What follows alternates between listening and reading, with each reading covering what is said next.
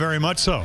You know, Brad Brock, the minute he came in, I'm thinking, okay, number one, we need him to pitch well because he's been struggling as good as he was.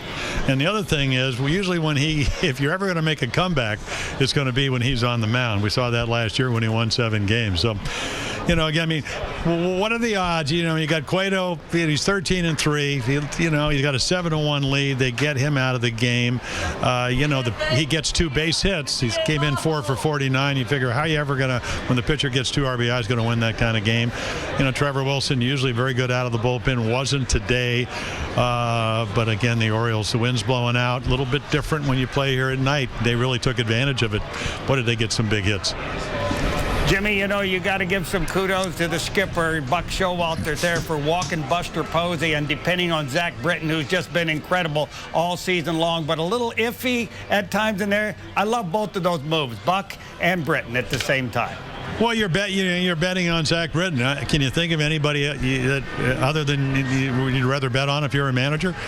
You know, I mean, when it comes down to, you know, when you eventually do get up and you get Span, you know, with a chance to either tie the game or maybe win it with a double or whatever. I mean, he's got 40 consecutive scoreless appearances. He's 36 for 36, so all that's on the line. But I'd take my chance with Zach Britton. And the amazing thing, we wondered, would he throw a slider to, to Denard Span? You know, sometimes Matt Wieters had a little trouble blocking balls, but he went down and did a textbook. So the ball didn't get him by him. And then, Hardy gets the 2-hopper and made a nice play. So, again, if you're ever going to end a road trip on the West Coast where you've struggled for runs, in the games that you lost, today was about as good as it gets. You have an off day tomorrow. You know, the Red Sox, put 16 on the board. Betts hit 3 home runs. He already did that against the Orioles. So you'll have a nice series coming up in Baltimore. Looking forward to it.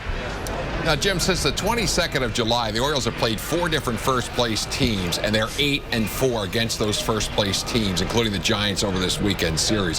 What does that say about this ball club winning 8 out of 12 against first-place teams? Well, I mean, they're resilient. They can beat you. The Orioles now, the starting pitching, with the exception of the day, has been really good on this road trip. Gausman, he only gave up 2 runs yesterday. So, again, even when he didn't have his best command, he kept you in the game. Didn't turn out well because Bumgarner, we know how good he is. But at the end of the day, the Orioles, the pitching's getting better. We know they can score runs. They're going home where they're 39-17. This was a huge win. This is one of those grinded out wins.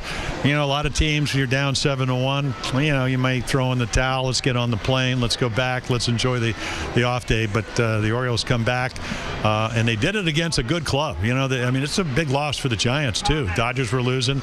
So, and not only did you win, you won here in San Francisco. So things are good.